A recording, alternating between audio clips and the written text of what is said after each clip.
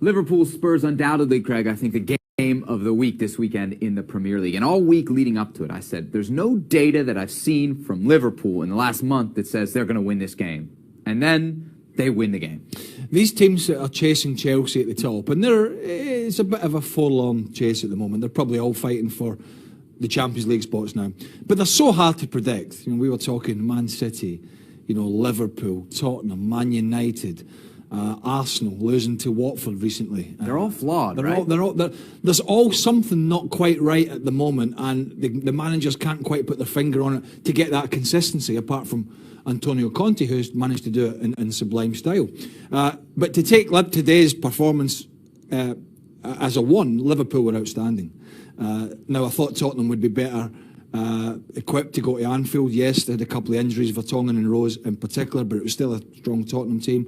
Liverpool with Mané back up to speed now, that was important. They did 2 goals, but with him away, the form was terrible. It just takes that pressure off the back four. Every one of those Liverpool players, Lucas Leiva playing centre-half again, this time had a tremendous game. And Tottenham offered little. I thought they were very disappointing. But it just takes away some of that concern in Liverpool, they've had of the poor form recently, and how's it all going to go. Whilst I think Liverpool fans know that top spot is too far away, that type of performance today gives them hope going forward that we can get in the top 4. You mentioned Sadio Mané. It didn't take long, 20 minutes, to see this guy's impact on this team. Is it too simple to say that the issue for the last 4 or 5 weeks with Liverpool was not having him? Yeah, because the issues were at the other end. But what he does, and what his pace does, he takes a bit of pressure off. When that's not there, you're getting teams attacking you more because you've got less possession, you've got less threat in behind. And we then saw the flaws in the Liverpool defence. So it's not the only reason, but it was a part of it. But his closing down today, the Liverpool press that we know under Jurgen Klopp, he's not the only one that does it, but they did it particularly well today. They were sharper to every ball, they were quicker in the mind, their passing was sharper and quicker, they counter-attacked faster, and when Tottenham took some chances at the back, Mané pounced on him. Ben Davies, poor lad, is a Welsh international, he's an experienced left-back, but he had an absolute torrid day. He couldn't cope. Adam Lallana, another fine game. Coutinho, another fine game. Henderson, Firmino. When it all clicks, Liverpool are good to watch. In that group 2 through 6, I've long maintained that Spurs are the least flawed. But after today, I have to say, I was disappointed. When they went down 2-0, I said, I've seen this before against Manchester City. Today, they didn't have that response. Going away from home seems to be a problem for them, especially against the bigger boys. Harry Kane hardly got a kick there. Eric Dyer at the back. I was surprised how many holes we saw in that Tottenham midfield and that Tottenham defence. So yeah, that is a concern. That being said, they're still on 50 points. It's not a disaster, and Pochettino said that before the game. Look, he said it would be a disappointment if we lost, but not a disaster. I think that's a fair call. But you be the judge who's going to get in that top 4, or certainly the 3 spots below Chelsea. Anyone want to call it now? You're a braver man than me, because it is such a jumbled up bunch of teams who are hitting so many highs and lows. It could go anyway. Liverpool the winners today. Tottenham, though, still 1 point over Liverpool in the table. A couple of things to take away from this Premier League weekend so far. The first has to be Tottenham Hotspur. Still in a good position, as Pochettino, their manager, said. If we lose at Liverpool, and they did, it would be a disappointment, but not a disaster. But bigger picture here for Tottenham going forward and getting into that top 4 is their away form. Their away form in particular against the top 6. Now, the last 15 visits to the top 6 has only given Tottenham 1 win. So they're not getting it done on the road against the big boys. They're not getting their sleeves rolled up. They're not picking up enough points against these teams, and that's a concern going forward. Think back to last year, had to win at Chelsea late in the season to keep the title going. They couldn't. Chelsea got in their head on the road, and Tottenham lost the plot. So that's a concern for Tottenham fans, and that was notable once again at Anfield today. And another thing was the big incident at the Emirates today, Arsenal versus Hull City, the Sanchez handball that was given as a goal. Now, when that went in, I called our colleague here at ESPN and head of MLS referees, for the time being, Peter Walton. I said, Peter, give me some clarity on this. And he said, even though it's not deliberate, if it has a material effect, i.e. it helps it to go in the goal, off the arm or in the hand, then it can't be given. So I was like, cool, I'll go with that.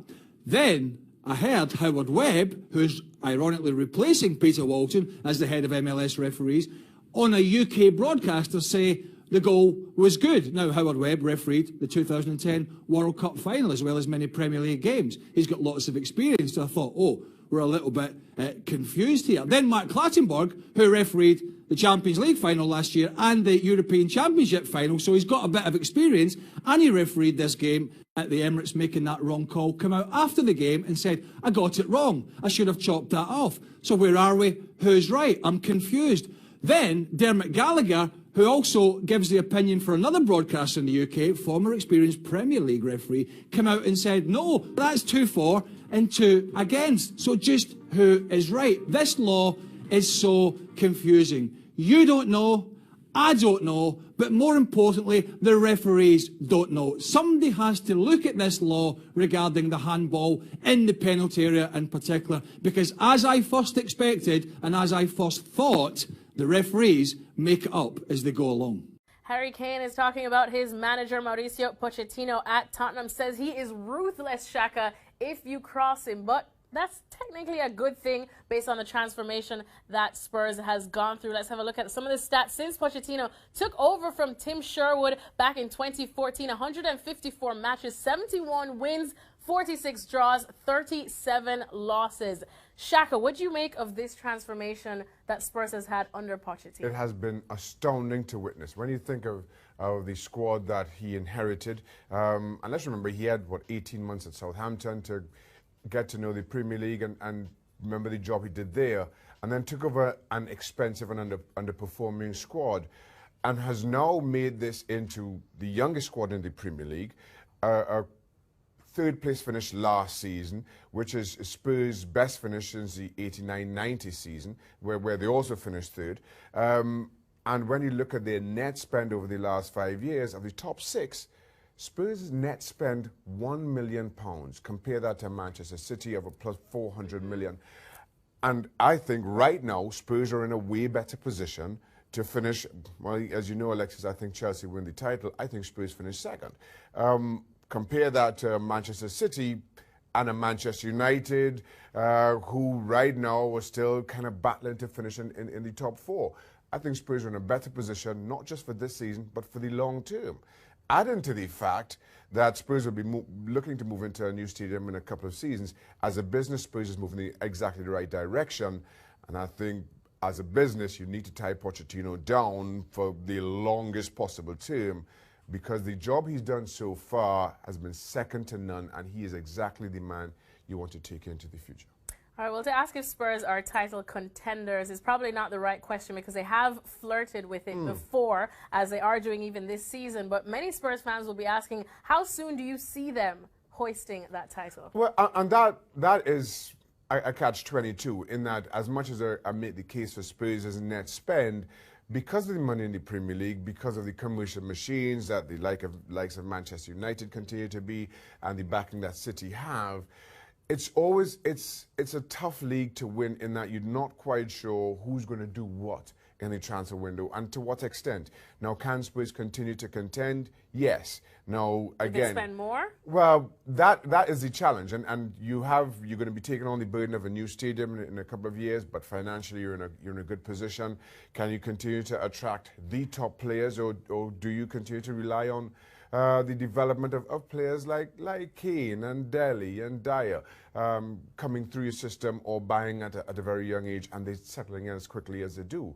Now, not every young talented player acclimatizes to the Premier League as well as Dele does, and that is the catch-22, or that is the conundrum that not just Spurs but everybody's trying to figure out right now.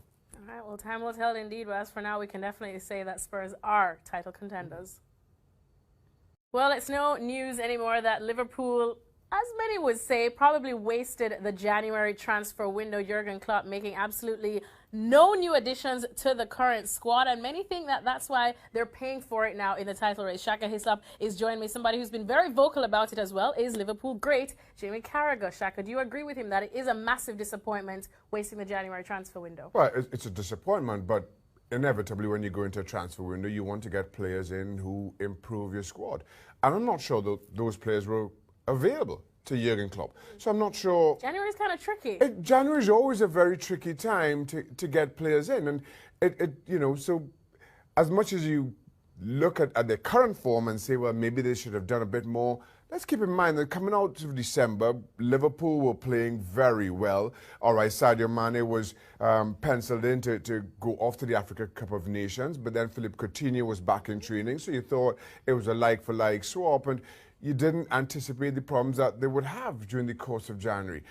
And again, as difficult a transfer window as it is, you want to improve your squad. And I'm not sure that those players were available. All right, well, they were linked with quite a few big-name players. Let's have a look at them right now. And I'm talking about Christian Pulisic, Joe Hart, Ysis, Aubameyang, Payet, and Leon Bailey Xhaka. Any of these names stand out to you as someone that Jurgen Klopp should have just gone all for? Well, the only one that he could have gotten would be Ysis Rodriguez from Las Palmas. Let's be honest, Dortmund are still in Champions League. They are not going to let go of Pulisic or Aubameyang. Ridiculous. Apart from which Aubameyang continues to say that he would prefer to go to Spain. Dimitri Payet determined to go back to Marseille. I don't think he would have gone anywhere else. I don't think West Ham would have sold him to another Premier League club. And Leon Bailey was a possibility, but then does he come in and automatically start for Liverpool right now? I'm not so sure.